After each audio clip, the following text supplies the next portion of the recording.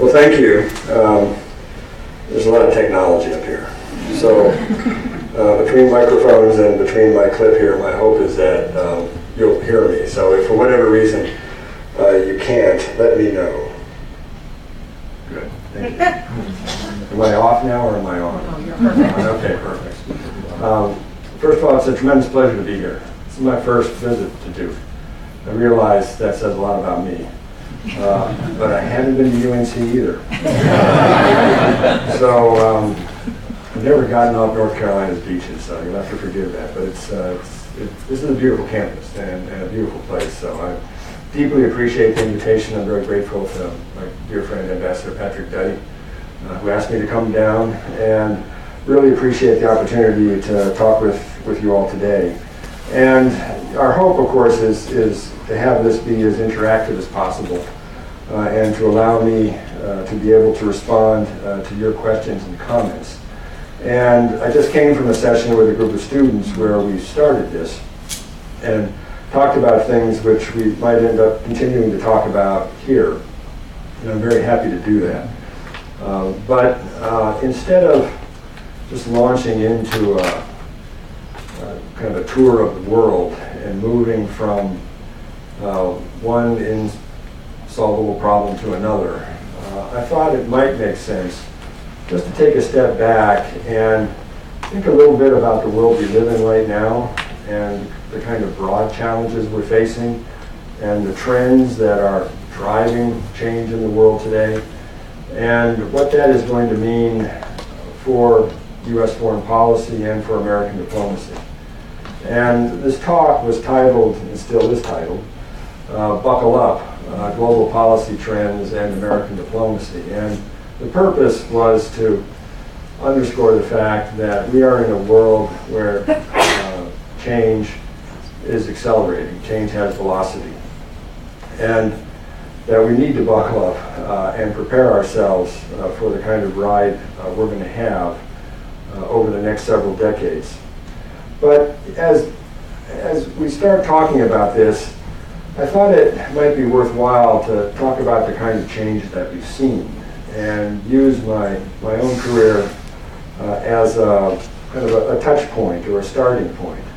Many of you might have seen the press reports today that I've spoken with Secretary Tillerson and indicated that my intention is to retire as soon as a new Undersecretary of State for Political Affairs can be nominated and put on a pathway to confirmation. And as you can imagine, this was not an easy decision, but I've been in this business for nearly 35 years now, and that's a long time. And I thought it worthwhile to step aside now and see what else I might be able to do in life.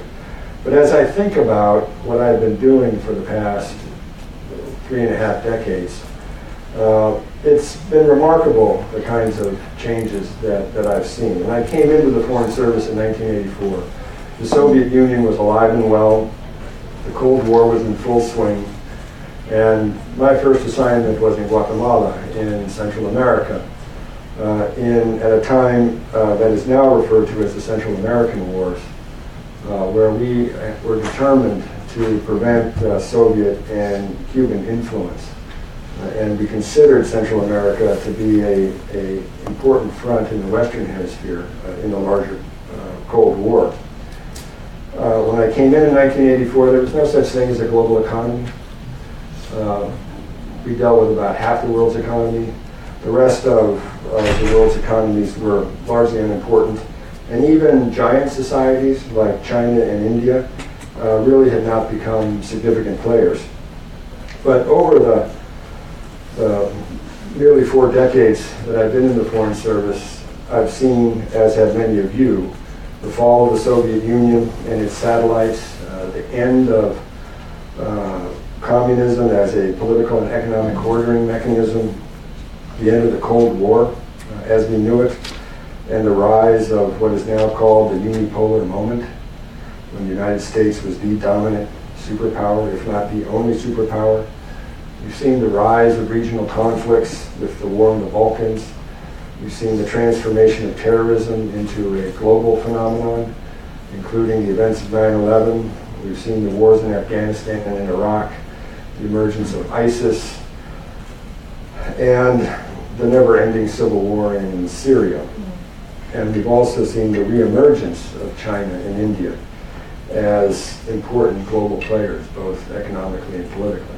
And as I think about I've just laid out, as I think about what I've experienced and the American diplomacy that I've been involved in over that period of time, I think, that's pretty amazing. That's a lot of change. And the world has moved in fundamental ways. But when I think about what our younger Foreign Service officers are going to face across their careers, and if they were to have a 35 or 40-year career, what they would be looking at the end of their time, or when I think about what the students at this university are going to be facing when they launch themselves into the world in whatever capacity that might be, I realize that it's the change that I have seen squared. And the reason there's going to be such a dramatic jump in change, as I mentioned earlier, is that change now has velocity. And change is accelerating in the world.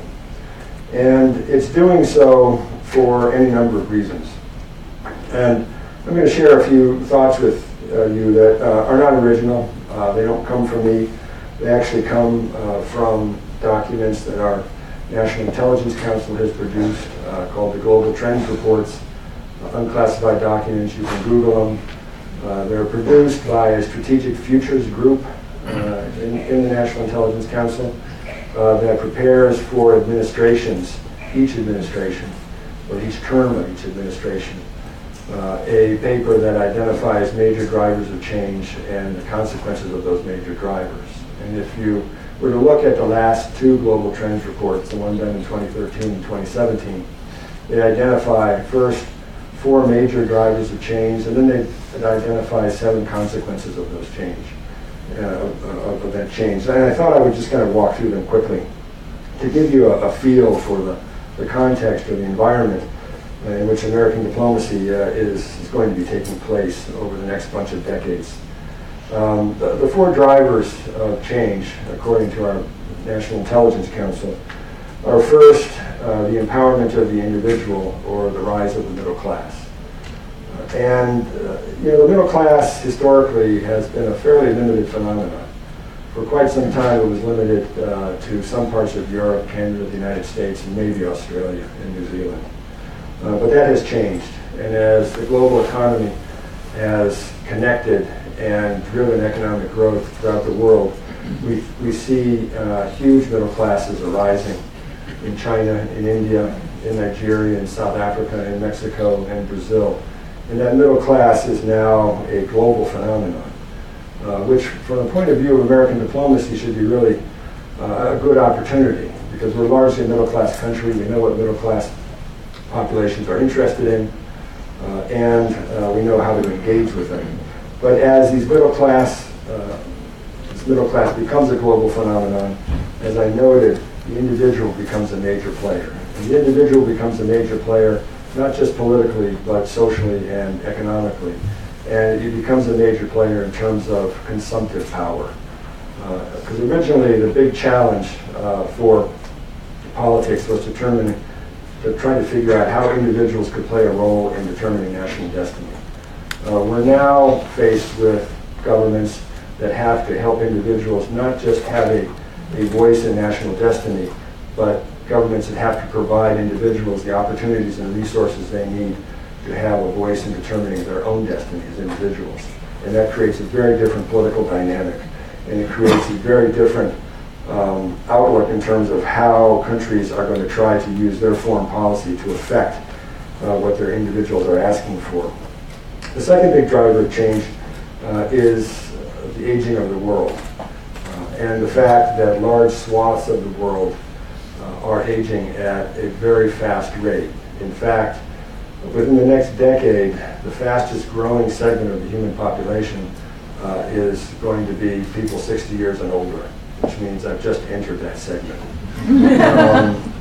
But as the world ages, and especially as large countries like China, or large economies like Japan, Germany, and other European countries age, that has a dramatic impact, again, on the economies themselves and resource decisions.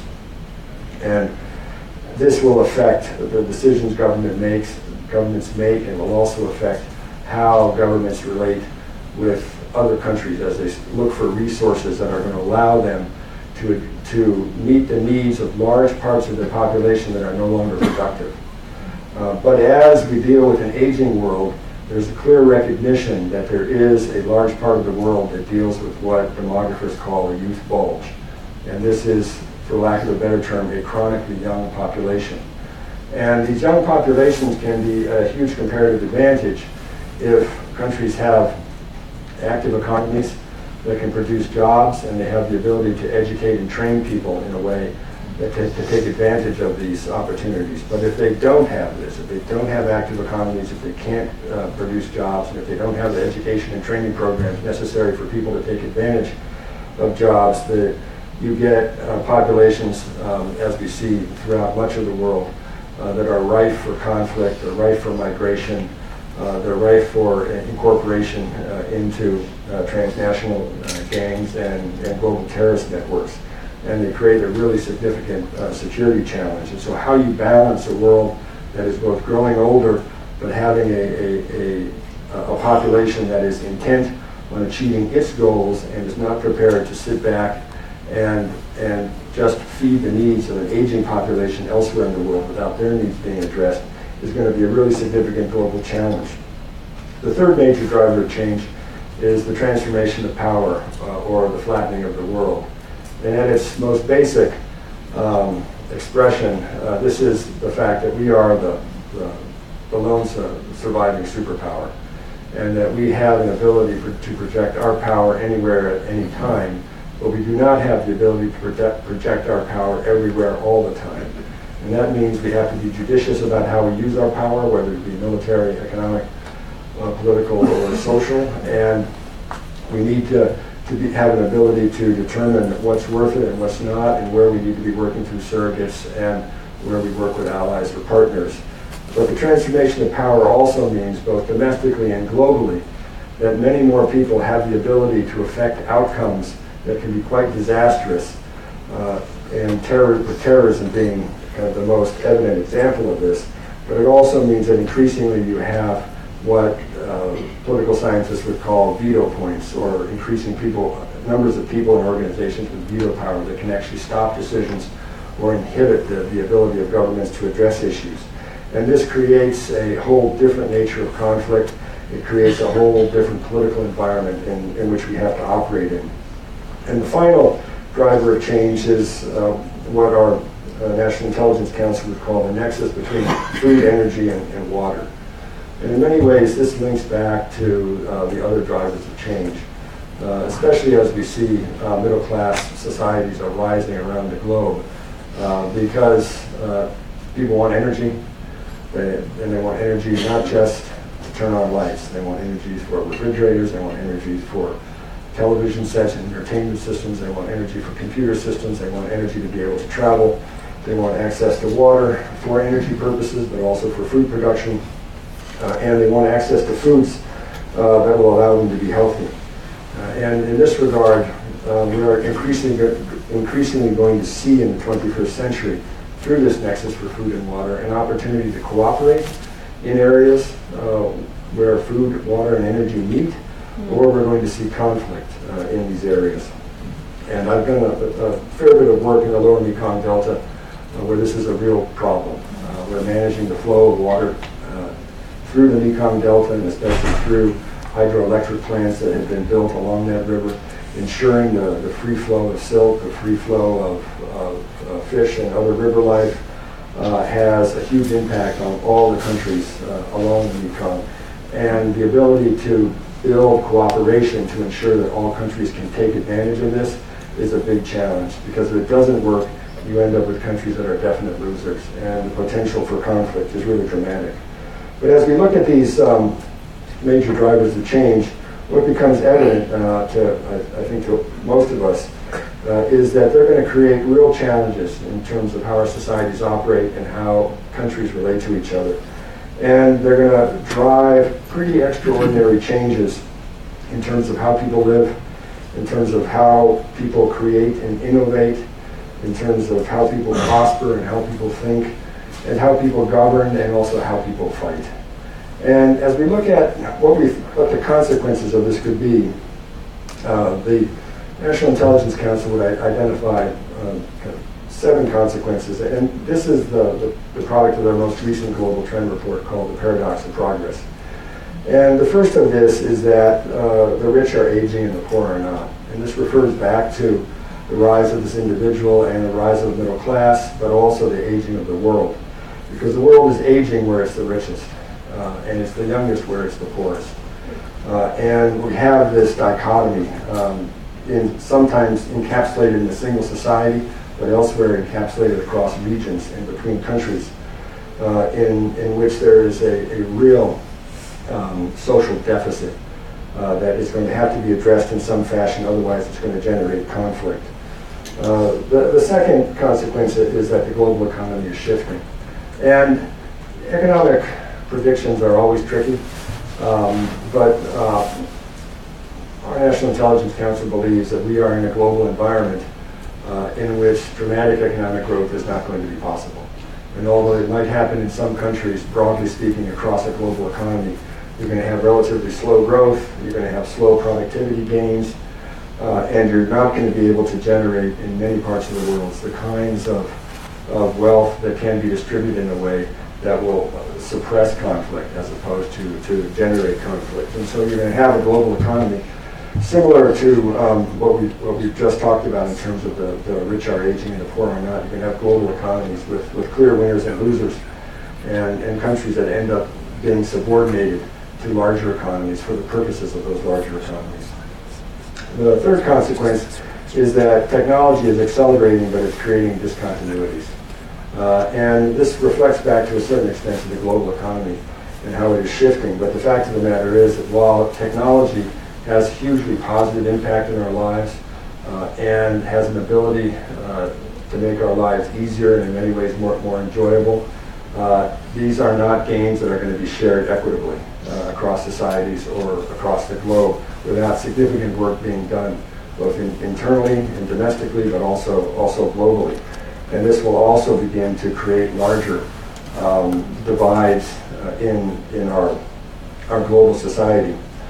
The fourth consequence is that ideas and entities are going to be driving a new wave of exclusion.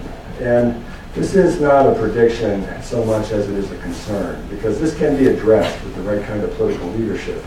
But the worry here is that as you have conflict in societies and conflict across regions and globally, that absent the political leadership and the statesmanship necessary to connect people and have a broader conversation about national purpose, regional purpose, and global purpose, people are going to be falling back on identities that are not political identities. They're either social identities or religious identities or ethnic or racial identities. And that these identities themselves are going to drive conflict through exclusion. And we've seen this already in different parts of the globe. But the concern, of course, is that this could actually become worse over time and create a level of conflict that will be difficult to manage or control. And the next consequence, of course, and this is no surprise, is that governing is getting harder. The way in which governments are addressing problems and the resources that they have at their disposal, the kinds of conflicts we're seeing emerge in society and globally, makes it much harder for governments to have short-term positive impact. And they have to exert more energy and more resources to accomplish less over time. And this is going to begin to tax the patience of citizens, especially in democratic countries, but also in authoritarian countries. And it's going to begin to present some really significant social and political challenges to governments. And the next consequence, which refers back to one of the major drivers of change, which is the transformation of power, which is that the nature of conflict is changing. And it's becoming increasingly apparent, for instance, that military power, while it can achieve short-term victory and can be effective as a defensive mechanism, is less effective as an offensive mechanism. and that absent the ability to capture the political dynamics of a struggle and to use politics and diplomacy to solve problems, that using military might to solve problems will lead to short-term gains, but those gains will actually create long-term consequences for us. And Iraq and the destruction of Al-Qaeda in Iraq and the emergence of ISIS is a perfect example of this. And finally, one of the most challenging consequences of these drivers of change is what our National Intelligence Council calls the convergence of problems, the simultaneous convergence of problems with a decreasing ability of governments to solve those problems. And their argument is that over time, governments have been deferring major problems, whether they be healthcare, whether they be education, whether they be climate or environmentally related, and that absent an ability to solve these problems in the short term, they're actually going to rush up on us as they become real and their consequences become real, and they're going to confront us in a way that's going to demand a response, but our governments are going to be less capable of actually providing that response. Now, having walked through that, I'm sure you're asking yourself how you get up in the morning, because that's kind of dark. But the reality is that there are some real opportunities in this environment. And when we try to understand for ourselves who wins in this kind of environment, what's evident, I think, is that the most powerful actors in the future will be those states and those groups and those individuals who can leverage material capabilities, leverage relationships and information in a rapid and integrated fashion that allows them to be more adaptive. And in the process, people who want to survive and succeed in this environment will have to have the ability to create what I would call evocative narratives or ideologies that can generate attention and cultivate trust and credibility, and will rest in, I guess what would best be described as overlapping but not identical interests and values. And this is an important point because as we look at the world today, absent the ordering mechanisms we've had in the past, it's increasingly apparent that we are going to have to work with a variety of partners in order to be successful.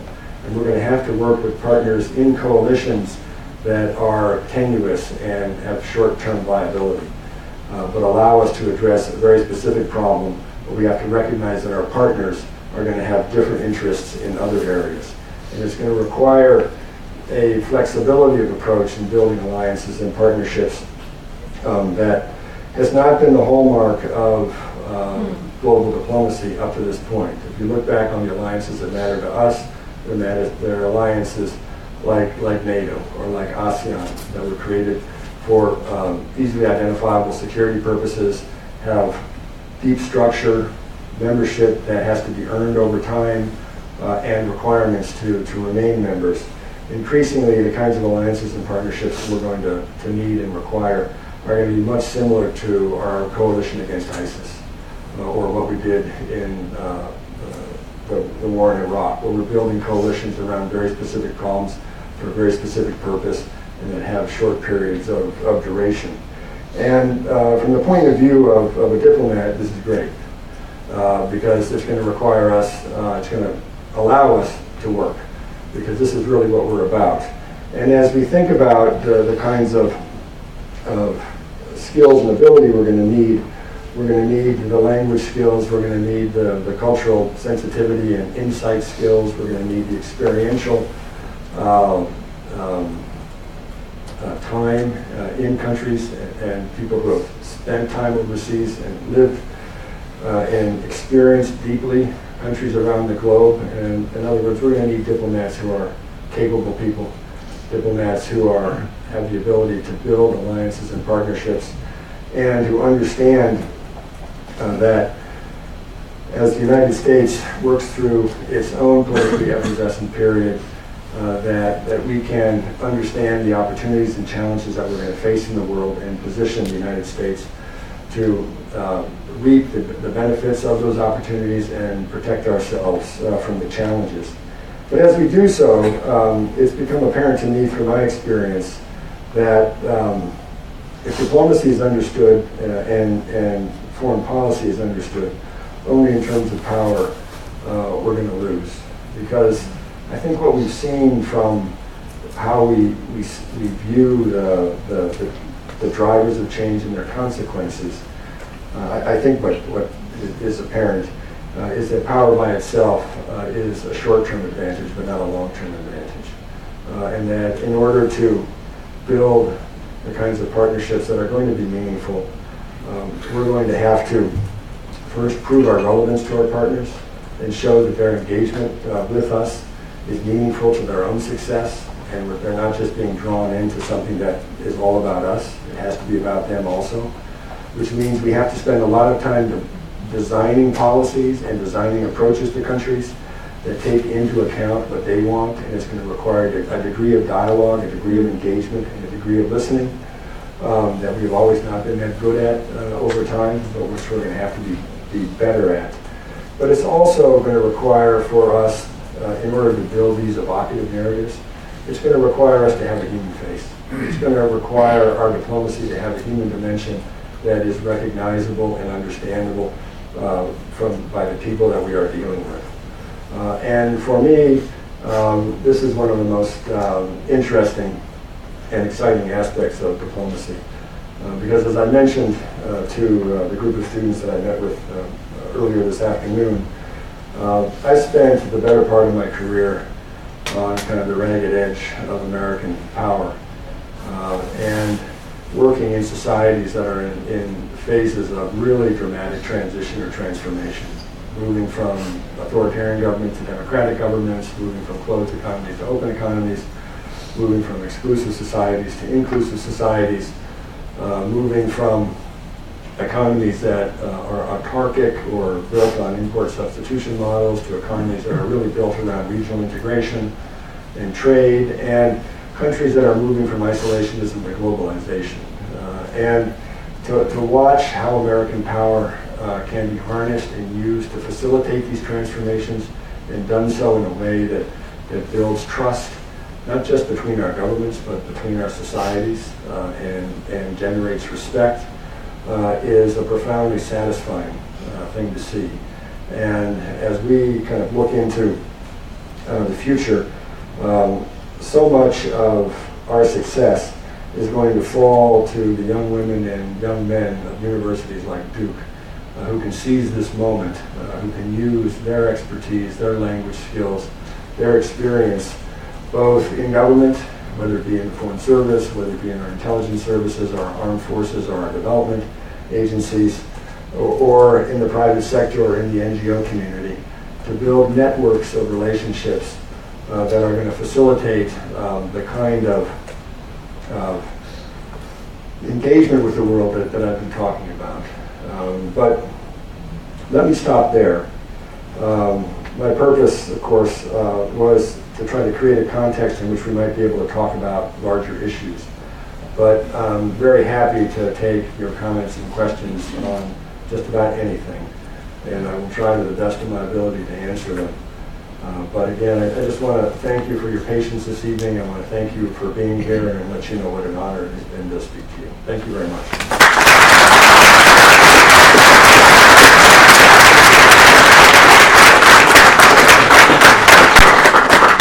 I get to sit down now.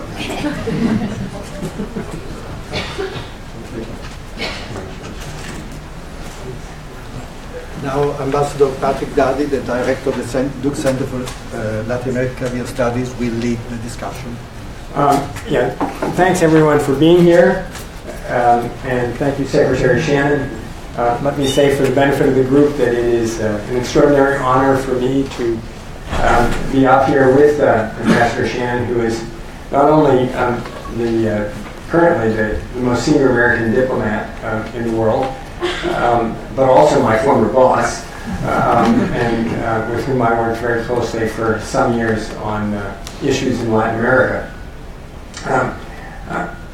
despite the strong temptation to go back to a series of issues with which we are both intimately familiar, and in terms of challenges in this hemisphere, I really feel compelled to start this conversation, given what you've said this evening, by asking you to touch, at least briefly, on how you see the current administration embracing, changing, or moving away from the international system and institutions that have been so much a part of the post-World War II world, and which we did so much to create. And I note, as a preamble to your response, that there is a lot of concern in I think right now in this community and others, that the United States is backing away from some of those institutions and, for the lack of a better term, changing its or evolving its commitment to global leadership and to the well-being of some of these other nations. Great. Well, thank you very much. I think that's the last question. I take all night to talk this one through. Sorry. But no, it's a really important issue. It's an important question.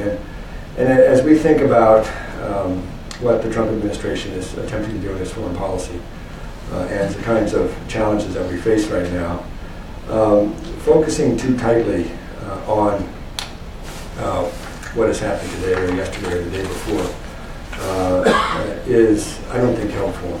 I think what needs to be understood broadly, and I hinted at it in my remarks, is that we are in a period of great political effervescence. And we are in the midst of political change that I believe will transform our political parties, transform many of the institutions that historically have conveyed political interests in our society. And this will be done from the grassroots up, and it will be done through elections, and it will be done through other parts of our political life. And I think that at the end of the day, we're going to come out of this with a stronger democracy and a democracy more capable of involving more Americans.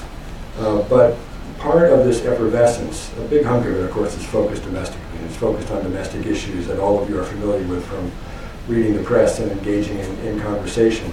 But part of it is also related to our foreign policy and how we engage in the world.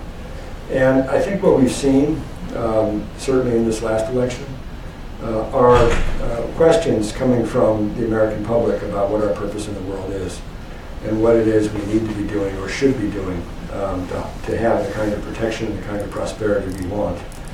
Because the fundamental question is, how is it possible that we have fought a war against terrorism for nearly 2 decades and the world is less safe? How is it possible that we've been pursuing global trade agreements for several decades now, and actually wages are stagnant in the United States and income inequality is growing? And these are questions that have to be answered, and they require us to return in many ways to first principles about why we involve ourselves in the world. And in this regard, I think what this administration is involved in, and our Congress is involved in, and the American people is involved in, is a larger discussion and dialogue that, if it's managed properly, if we have the right kind of political leadership and the right kind of statesmanship, will actually allow us to have a more coherent political consensus about what we're doing and why we're doing it than we have right now. What we've seen, and we talked about this to a certain extent in the conversation that we had with the students earlier, what we've seen is an executive which over time has become, and by this I mean not just the Trump administration, but the Obama administration and the Bush administration before that, it's become increasingly hard to win broad consensus in our Congress about foreign policy approaches. And we've watched this with votes on trade agreements that become harder and harder and harder and harder to get. And so what ends up happening is executive branches end up working off of either treaties that are negotiated largely, if not in secret, at least in confidence, and then are presented to legislatures for up or down votes with no ability to change anything, or we get governments that are taking really significant foreign policy actions based only on executive orders. And this means that the only long-term viability or stability in that kind of foreign policy is if a single party wins elections over time. And if you have alternation of party, then you have breakdowns in commitments to trade agreements, you have breakdowns in commitments to agreements. And the Joint Comprehensive Plan of Action is a perfect example of this. At one level, it was an incredible act of negotiation, considering the number of countries that were participating in it. This is the Iran nuclear deal. But it was also highly controversial, and it could not be presented to the Congress as an agreement or a treaty, and it had to be devised and constructed, not even as an accord, but as a joint comprehensive plan, so that it could avoid both a vote in our Congress, but also a vote in the Iranian parliament, where it also would not have passed. And so when you have a change in government, and that government has really serious concerns about the deal, we're now faced with the dilemma, well, what do we do with this? And my purpose here is not to carry on too long, because I want to get back to the larger question you asked about. But we have a political problem in this country, and it's about how we build new consensus around in the area that concerns me about our foreign policy and our diplomacy. And as we do so, do the institutions that we participate in and that we played such a role in building, are they still relevant? Are they still relevant in seat and in themselves? Or are they relevant in terms of their current structure? And as important and impressive as the work of American diplomats has been over the last 75 years, and as important a role as we played in fashioning a whole post-war structure of dispute resolution and managing of trade and security alliances, it's evident to anybody who's been paying attention that these are all fraying in some way, and that they need revitalization, they need modernization, they need renovation. I think in this sense, what we need to be focusing on is not so much looking backwards and trying to parse the past or trying to salvage institutions that might or might not be functional anymore. We really need to be focused on trying to define what kind of future we want, and then decide whether or not these institutions are capable of meeting that future. And if they are, then we need to invest the energy to ensure that they can make the internal changes necessary to be useful for the future. But if we decide that they're not, then we need to come up with something else. Thanks. To some degree follows from that question, and I'm just going to ask one more question before I open it up to the floor, and we perhaps can get to some much more specific issues.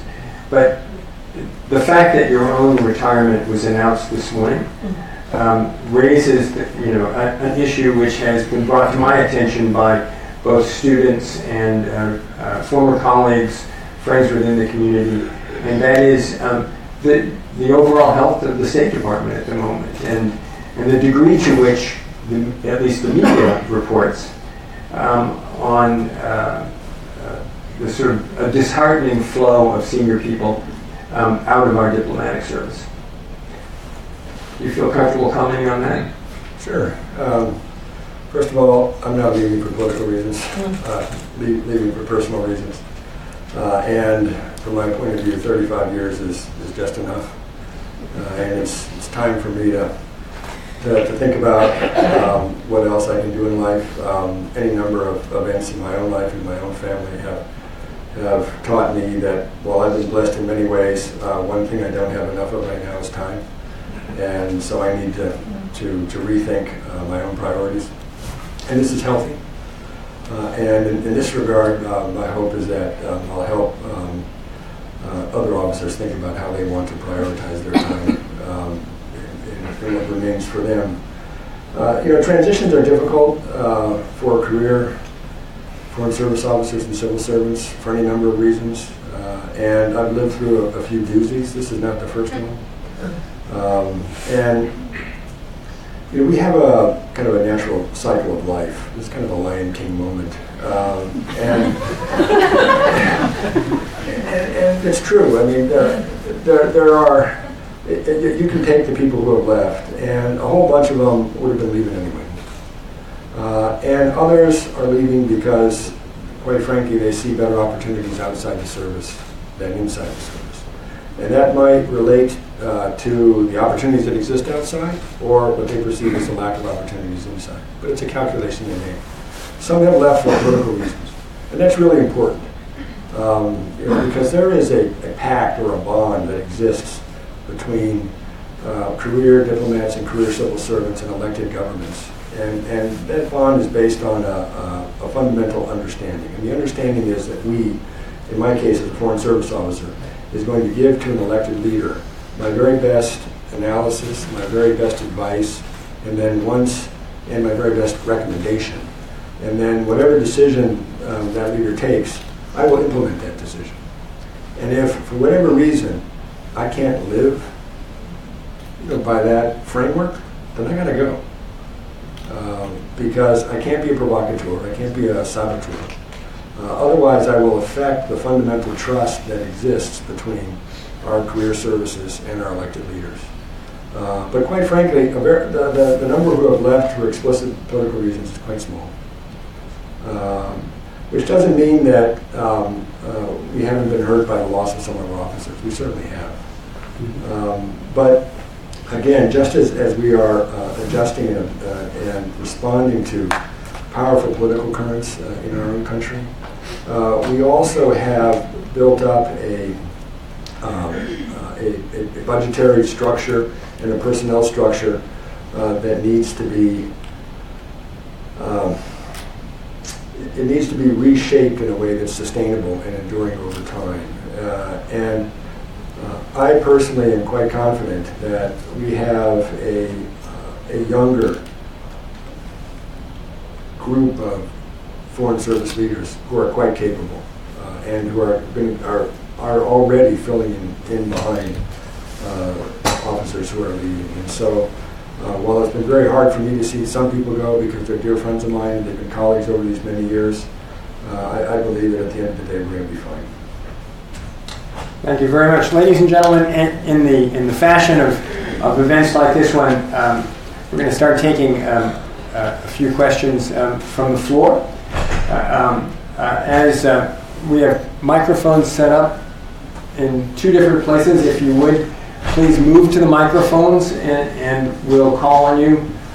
I guess the microphone is over here. And as you're thinking through your questions for the Undersecretary, let me just very quickly remind you, Secretary Shannon, as the Undersecretary for Political Affairs, in many respects is the chief operating officer of our diplomacy. All of our embassies in the world report to assistant secretaries of the geographic regions. The assistant secretaries of the geographic regions report to the Undersecretary.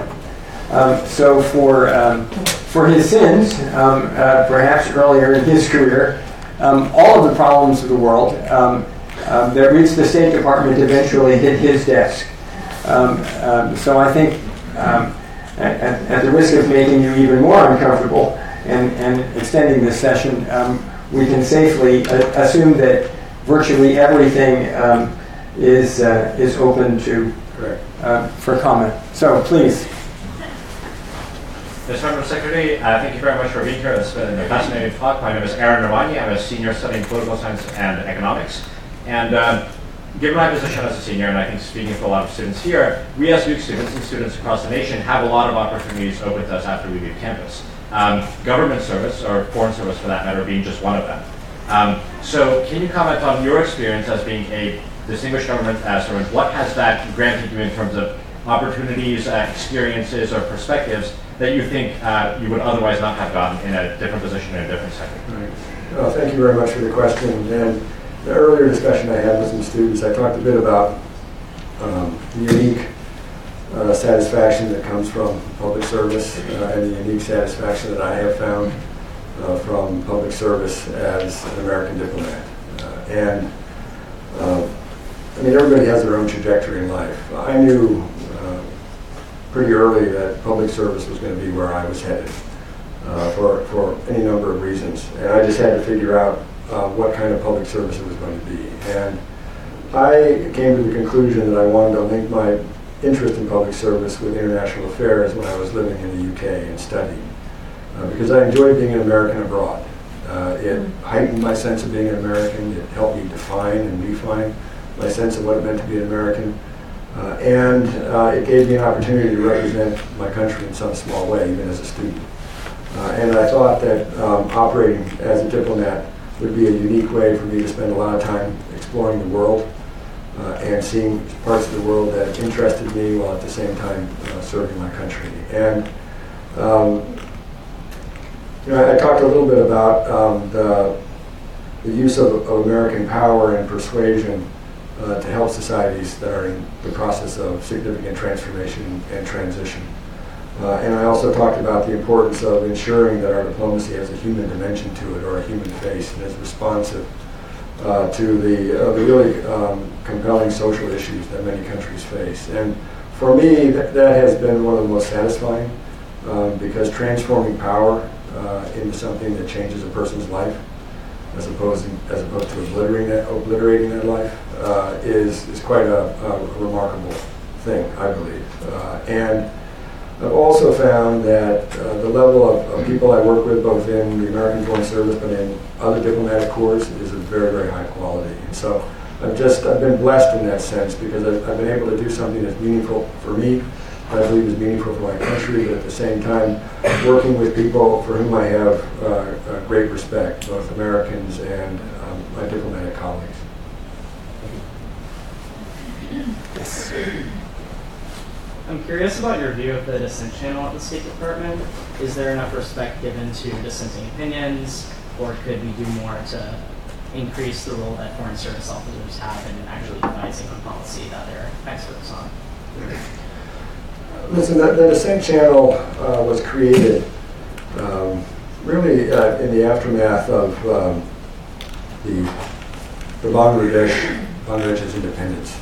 And serious concern within the State Department over how U.S. policy, what role U.S. policy played in a diplomacy, or what role U.S. diplomacy played in a conflict that had horrific human consequences.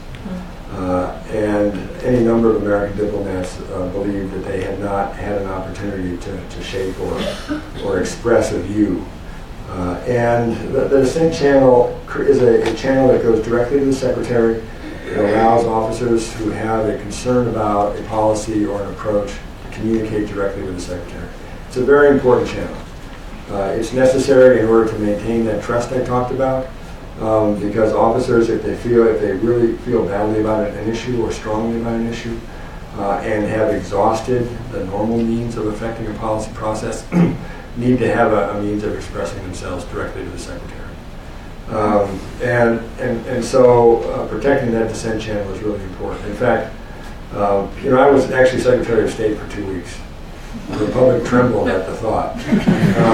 But until Rex Tillerson was confirmed on February 1st and sworn in on February 2nd, I was the Secretary of State. And while I was Secretary of State, we had one of the largest dissent channel exercises, which was in response to one of the initial executive orders of this administration related to refugee admissions and vetting and migrant issues. And it was my purpose to allow that dissent channel cable to follow its course, to ensure that the officers involved were protected, and that there was a clear message to the Foreign Service and to the Department that this was a viable and valid means of expression, but at the same time, I was determined to ensure that the Department was going to respond to executive authority, and that it was going to implement the orders that the President was asking us to implement, recognizing that whatever doubts there might have been about those orders in regards to their constitutionality or legality, that wasn't our decision, that was a decision for our courts. And it's really important to understand that we, as Foreign Service officers, we operate in an environment in which obedience and discipline is important. But we need also to operate in an environment where we can express ourselves. We can express ourselves freely without fear of punishment, and that's where the dissent channel is important. Thank you, Secretary Shannon, for allowing me to speak. And my comments build on the previous questioner. I'm an ordinary citizen. I'm a taxpayer. And I look at the events through the lens of my daily newspaper. I'm thinking about what you've spoken, what you've said this evening, and you outlined that there has to be a flexibility in the diplomatic corps, particularly the younger aspirants to positions such as yours. And I'm thinking that flexibility is really stunted if there is no ear on the political side for whatever expertise that you've given, what considerations you've given, what experience you've had. If there is no reception to what your best efforts are bringing, then what's the future of foreign policy? What's the good of it if it's not going to go anywhere? I would agree. But I would say this, though. The way that the U.S. government is structured and the way we make decisions, there is lots of opportunity for input. The real crunch point, which I believe the gentleman is referring to, is the decisions themselves and the extent to which we as career Foreign Service officers or civil servants believe that the views we are putting forward are being understood and taken by our political leadership, and that they're somehow shaping decisions. And the reality is, sometimes they're understood and sometimes they're not. One of our diplomatic heroes, George Kennan, was famous for saying that nobody ever understood him, nobody ever got his points right that he was trying to make, and that the ideas he put forward were always being misused for some other purpose. And he was one of the world's great cranks in that sense. But he was also a brilliant policy analyst and a great diplomat who actually had an enormous impact on how the United States addressed the Soviet Union and managed itself during the Cold War. But he himself was completely dissatisfied with how people responded to him. And so we need to be a little careful and kind of balance to the extent to which we think we're being paid attention to or not. I've been very lucky because across my career, I believe that for the most part people have paid attention to me. They have not always followed the course that I have suggested, but they have listened. And for me, that was the important part. But I think that especially as administrations have an opportunity to kind of lengthen their stride and get into a better rhythm when it comes to foreign policy decisions, there's an increasing recognition that the United States government, our elected leaders, are sitting on an enormous wealth of information and talent, and the tendency is to pay attention. Thank you. Yes. Ambassador Shannon, thank you so much for your long years of dedicated service to our country. My name is Marilyn Carter, and I'm a Duke alumnus, and I have a daughter who actually recently took a position in the Pentagon. Very good. And as such, we watch international issues even more closely now than before. You spoke about the evolving nature of our engagement in institutions globally. Can you speak a little more about the ones that may be evolving to the point of less effectiveness and how that is changing the way we engage in the world? Well, thank you very much. First of all, congratulations on your daughter and working at the Pentagon. If I could just make one comment on that. One thing I've noticed, I talked about the generational change in the Foreign Service. 60% of the Foreign Service has only been in for 10 years or less. And how this is creating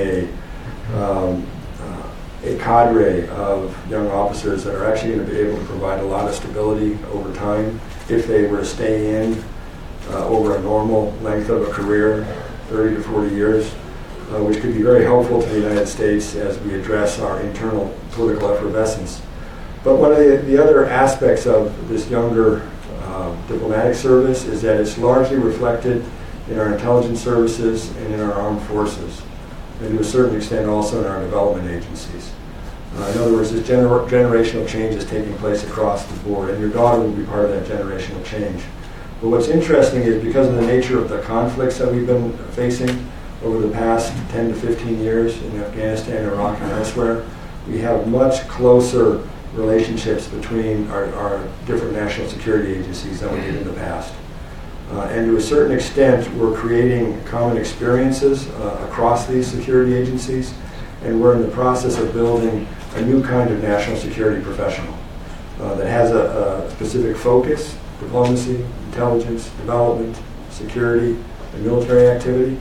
But they have enough in common that they can speak to each other and they can cooperate in ways that took me a long time to develop, because I just didn't have that experience early on. And so if your daughter chooses to stick with the Pentagon, she will be part of this really unique cadre of young women and young men who are going to be hugely important to how well we do in this complicated world we live in. In terms of organizations themselves, the value kind of comes and goes. I think one of the areas where we are going to be, two areas where we're going to be really challenged in terms of multilateral organizations is in trade and migration. And we're already seeing the WTO, which at one point was all about opening markets, connecting economies, and ensuring kind of a basic code of conduct and standardized rules and regulations for trade, largely becoming a dispute resolution mechanism, and even there beginning to break down. And running into really significant challenges dealing with large economies that might pretend to be market economies but really aren't. And so how, and these organizations like WTO was not created for a global economy. It was created for a different kind of economy. And how we shape these global trading systems and how that affects trading agreements is going to be a really important challenge. And we've had some issues in the WTO already that we're attempting to deal with, but we're also seeing this play out in regional trading arrangements like NAFTA, for instance. So trading is one, but migration is another, because we're in a nascent phase of building institutions related to migration. Some have been around for a while, like the High Commission on Refugees, but some, like the International Organization on Migration, have had a less high profile, but have played an important role, at least in the part of the world that I've worked on most. They play a very important role in Colombia and in the Caribbean and in Central America. But as migration becomes a really dramatic political issue, and not just here in the United States, but in Europe, across Northern Africa, in the Caribbean, and now in Colombia and Brazil with migration out from Venezuela, and the migration we're seeing in Burma with really the refugee crisis created with the removal of the Rohingya from Burma and pushing them into Bangladesh. The ability of these institutions to respond to this and then create coherent policies is going to be seriously challenged. And this is where our statesmanship is going to play a really important role. Thank you. So, sir, thank you very much for your time tonight. It's very much appreciated. I'd be interested to hear your perspective on the situation we have in Syria right now. We've military defeat of ISIS. What do you think we can do as a country and as a coalition within Syria to secure that victory and also to maintain our interests within the region? Could you identify yourself and your association, please? Sure. My name's Mark Delaney. I'm in the U.S. Army at Fulbright. Thank you. Thank you very much. Thank you for your service. Syria is, well, first of all, when it comes to ISIS, we have determined that we are going to do everything we possibly can, having destroyed the caliphate, and recognizing that ISIS is a shapeshifter and is now looking for ways to return to its insurgent roots, that we're not going to let that happen. and we have determined that we are going to keep military presence inside of Syria to ensure that that doesn't happen, and work with our Iraqi partners to ensure that they don't reappear in different parts of Iraq, while at the same time recognizing that their intent, if they cannot regroup in Iraq or Syria, will be to go to North Africa or into South Asia, where they're already trying to move. And so we're going to have to take a coalition approach, which has largely been focused on fighting a pseudo-state in Iraq and Syria, and return to working with partners elsewhere in the world where these remnants of ISIS are going to try to go. But I think what we're going to find is that as important as the destruction of the caliphate was to our security, and especially Raqqa, because Raqqa was being used as a planning center and a training center, and it was all about trying to get at us and getting in our European partners. And so it was really important that caliphate be destroyed and that the ISIS be driven out of Raqqa, and not have that capability to plan and train and construct and build. But as we do that, what we're going to find is that we're going to return to an environment in Syria which is all about a larger civil war. And although the Russians and the Iranians have been brutal in their ability to cooperate with the Assad regime to suppress the opposition, that is not going to end the civil war inside of Syria. That war has to be ended through some kind of political agreement. And the effort by the Russians, the Turks, and the Iranians in Astana in Kazakhstan to try to jumpstart the negotiation process didn't get where it needed to be, and the most recent Russian effort in Sochi barely attracted the Syrian opposition. So it's increasingly apparent that the Syrian opposition, although beaten militarily in some parts of Syria, is not beaten politically. And so the idea, our hope, and along with our European partners, is to ensure that we move processes that have been kind of sidelined in Astana and Sochi back to Geneva, back under UN auspices, and try to get to some kind of political solution that will allow the creation of a new Syrian constitution and the possibility for elections. This, of course, brings us to the larger problem of Assad and his fate, but also what role the Russians and the Iranians want to play, and now what role the Turks are playing. And the Turkish decision to come into Syria and attack Kurdish positions there in order to protect Turkey's long border with Syria has complicated that structure in a really difficult and dangerous way. And so I think we're going to find that Syria is going to be a war that's fought in stages, and that ISIS was just one stage, but we've got a lot of work in front of us. Either way, the problem. Thanks. Yes, thank you.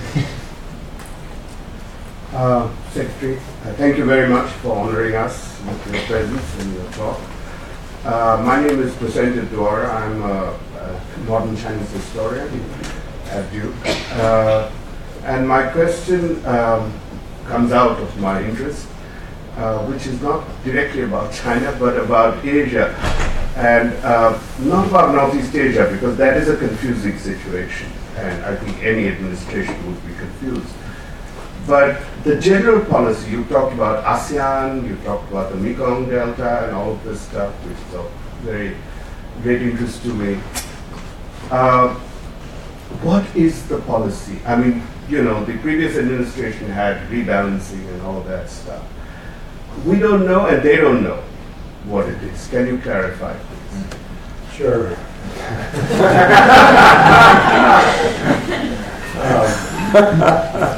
Listen, the confusion that has been felt in much of Asia is the product of our decision to pull out of TPP.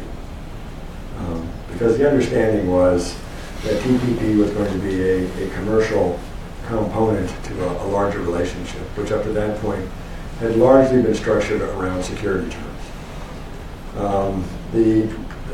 This administration decided to pull out of TPP because they were not convinced that, first of all, it was going to go anywhere in our Congress. And they doubted that there was a political consensus in our Congress or generally in the American public to support it. And considering it was negotiated by the previous administration, they were unprepared to make the political effort and to absorb the political costs necessary to try to find a way to push TPP through. However, in the process of doing that, Secretary of Commerce Ross made very clear that the United States was prepared to do bilateral trade agreements or sub-regional trade agreements. And this is not terribly satisfying to our Asian partners, but as a Latin Americanist, this sounds really familiar. Because we tried to do a free trade area of the Americas, and we failed. But we ended up doing any number of trading agreements with our other partners. But the trick here, I think, is to take the security arrangements that are in place and that we are inheriting and ensure that there is, first of all, clear political commitment to the region, clear political commitment to the security alliances, and then look for ways to build in the economic or the social. And that really is something where a lot of work still needs to be done. And one of the challenges we're facing, of course, is that the security issues in the Korean Peninsula are so pressing and so dramatic that they're just absorbing an enormous amount of bandwidth right now. Your point is a really good one. The president went to APEC in Da Nang. He went to Manila for ASEAN, and he visited kind of a record number of Asian countries in his swing. And Secretary Tillerson, Secretary Mattis, Secretary Ross, Vice President Pence have also spent a lot of time in Asia trying to ensure that our Asian partners understand that we're there for good. So is the rebalancing still basically continuing? I believe it is. The problem with these terms, pivot and rebalance, is that they're limited in terms of their imagery. I play basketball, and if you pivot, you turn away from something.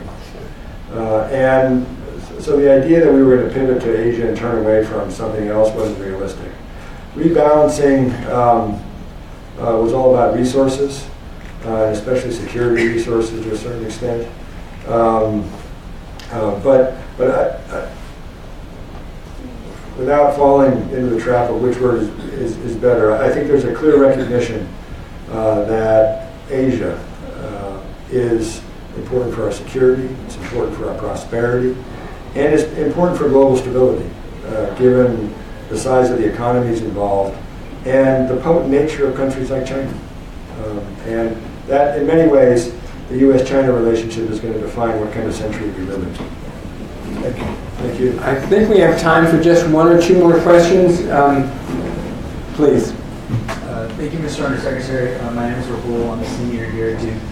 My question kind of was going to refer to something you talked about earlier, partisanship. And so do you believe that partisanship, as far as it relates to the years of your service, has sort of eroded international trust in the United States? And if it has, is it reaching any sort of turning or climax point where you believe that they're going to look towards another major global player in the near future to sort of lead the world, as not the United States? That's a great question. Partisanship comes and goes in the United States. We like to think that there was this magical moment when domestic politics ended at the water's edge and our political parties had a clear understanding of what our foreign policy needed to be and how we dealt with our foreign policy challenges. That's true up to a point, but there's always been a shaky nature to that. And if you look at the kinds of disputes we've had during my lifetime, over Vietnam, over Central America, over our interventions elsewhere in the world, there have been some really tense moments. In fact, when I began my career in Central America, the relationship between the executive branch and the Congress was really bad. In fact, when Jim Baker became Secretary of State, his purpose, his initial purpose was to fix the relationship between the executive branch and the Congress around Central America. And so partisanship waxes and wanes. And there are times when the global community looks at us and wonders what the heck we're doing. But you know, I think I trying to figure out how best to say this. They're looking at us.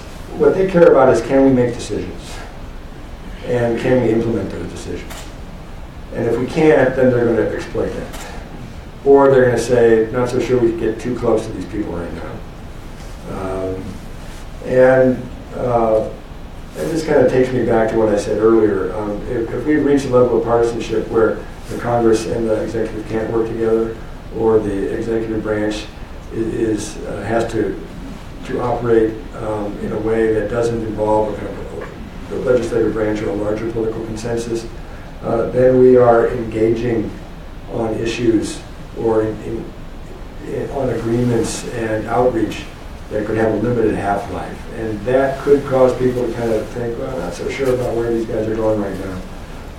But the reality is, we are such a powerful nation, our economy is so large, and on the security side we can be so helpful that countries for the most part are going to want to work with us. If I may ask, and since we have just a few minutes because there's another event coming in this room, could you each ask your question, and then we'll let the secretary, pick what he wants to answer.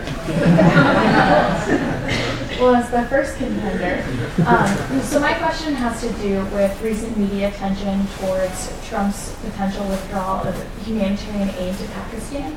I want you to comment on the role of humanitarian aid in advancing U.S. foreign policy and how you see that evolving and altering the Trump administration. I'm Mike Bennett, a retired Foreign Service officer from the Public Diplomacy Cone. My question was wondering if you, thank you for coming here, and I wondered if you might comment on that aspect in regard to how many ambassadors and residents do we have at universities around the country. I know there are quite a few here in the Triangle, and maybe some comment on the during this effervescent period, the slack maybe can be picked up by the hosting of international visitors, which Raleigh has a very active program in. Thank you very much for that question, and thank you for your service in public diplomacy. In regard to humanitarian assistance, this is an administration that firmly believes that humanitarian assistance, it depends what we're talking about, humanitarian assistance. If you're talking about response to disasters, if you're talking about how you address refugee issues, this is in humanitarian assistance becomes all about how you respond to crises and how you respond to disasters of one sort or another. But if in assistance you're talking about development aid, this is an administration that wants to link development assistance to how countries cooperate with us or don't cooperate with us. And this has been kind of clearly expressed not only in regard to Pakistan, but also in regard to the Palestinian Authority and countries that did not vote with us in the UN on the issue of Jerusalem. And in this regard, it's an administration that does see our development assistance as something that is not given, but as part of a larger partnership. And that needs to reflect something that is being returned. And this is a tricky thing to balance because we've always struggled with this. Because, for instance, voting in multilateral institutions is not always the best measure of our relationship with a country. It could be how that country cooperates with us on counter-narcotics, how it cooperates with us in counterterrorism issues, what kind of intelligence cooperation it gives with us. So we have to be careful about the metrics we use for measuring cooperation. But this is an administration that clearly believes that the American people want to see a linkage between how we do development assistance and what kind of relationship we have with the country. And this leads us back to Pakistan because it is in many ways the most dramatic example. Pakistan in many ways is a remarkable country, and we have a long and strategic relationship with it up to a point. But our war in Afghanistan has tremendously strained that relationship. because of how Pakistan understands Afghanistan and its own larger concerns about Indian presence in Afghanistan, Russian presence in Afghanistan, Iranian presence in Afghanistan, and so on.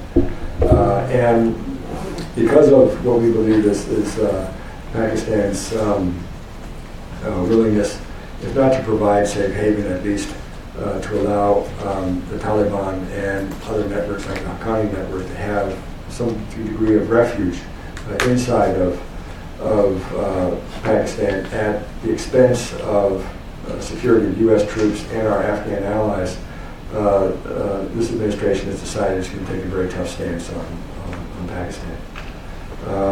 In regard to ambassadors or diplomats and residents, I'm afraid I don't know how many we've got, but there's a fair number of them.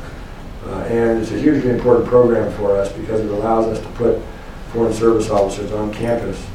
And we have Ambassador Arnold Chacon here, who handles Duke and UNC and kind of this larger region.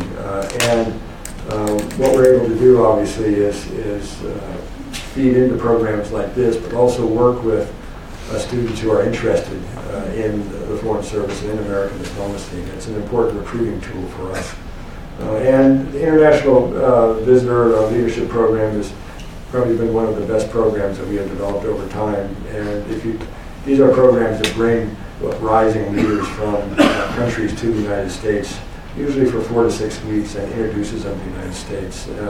And our embassies are really good about identifying young leaders and finding people who will rise over time to really important positions. And so, from our point of view, there were some initial scares when our first budget came back in terms of what the Office of Management budget might be prepared to fund when it came to programs like the International Visitor and Leadership Program. But our Congress is quite determined to make sure those programs are funded. Ladies and gentlemen, regrettably, this brings our evening to a close. Secretary of State.